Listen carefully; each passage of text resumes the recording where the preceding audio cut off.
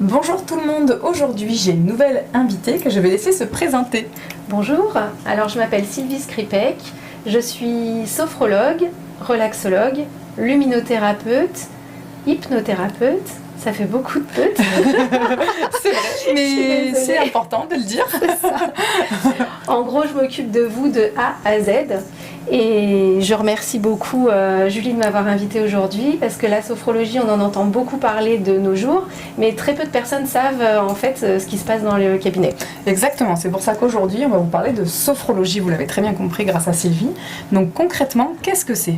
Alors, la sophrologie, c'est en fait un ensemble de techniques très basiques, de base. C'est beaucoup de respiration, beaucoup de concentration, des visualisations positives, toujours positives, qui vont aider la personne à en fait aller au fond d'elle-même pour aller soit régler des problèmes, soit aller faire sortir une phobie, se débarrasser d'une addiction, aller peut-être profondément dans le soi pour aller récupérer une ressource comme la confiance en soi, la force, le besoin d'avancer.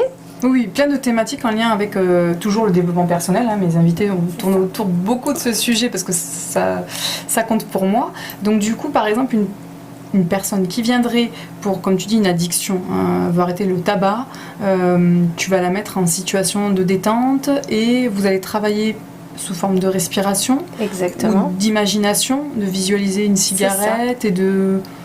Alors en fait, à la base, comme je suis sophrologue sophro-comportementale, psycho-comportementale, je vais d'abord aller faire une analyse complète de la personne. D'accord. Donc la première séance, elle dure environ 2h, 2h30. Okay. Il faut prendre son temps, parce qu'il faut que je puisse aller faire vraiment le tour de la personne pour aller l'aider dans sa problématique. J'ai besoin d'avoir tout le puzzle. Parce qu'en fait, une personne qui fume, madame qui va fumer, ne fume pas pour la même raison que sa voisine. D'accord, oui bien sûr. Et il faut que moi j'aille chercher la cause de l'addiction. D'accord. On est tous différents face à l'addiction.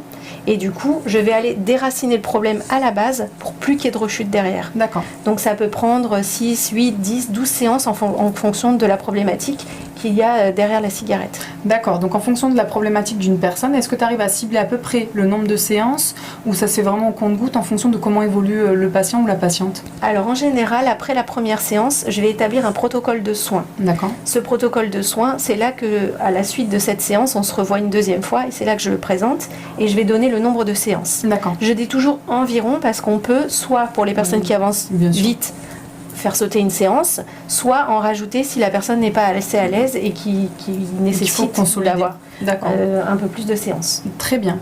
Autre question, dès quel âge on peut venir te consulter ?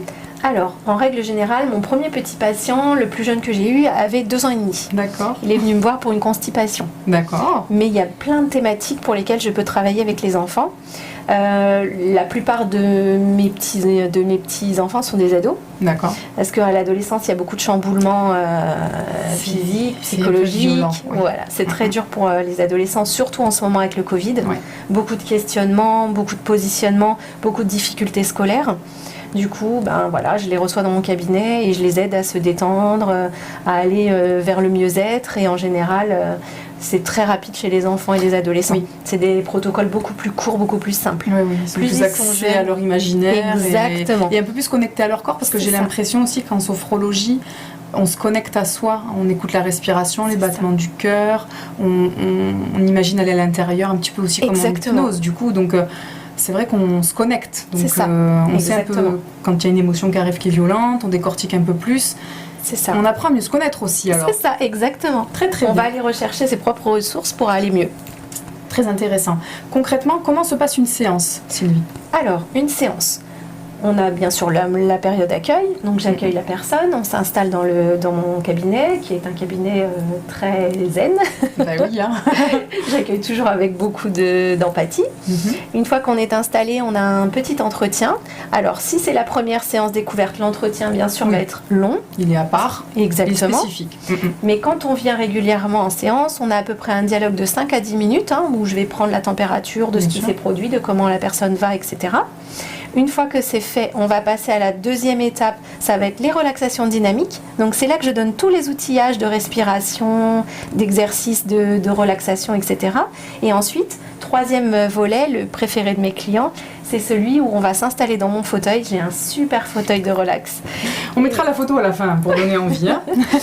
Et du coup, les gens s'installent dans ce fauteuil et là, ils n'ont qu'à suivre mes consignes par la voix. Je fais de la relaxation par la voix et c'est dans cette relaxation que j'intègre toutes mes techniques sophroniques. Ok, très intéressant. Voilà. Ça donne envie d'aller découvrir tout ça. Hein. Merci beaucoup Sylvie d'avoir répondu à toutes mes questions. Merci à vous de nous avoir écoutés. On vous dit à très vite. Merci. Au revoir. Au revoir.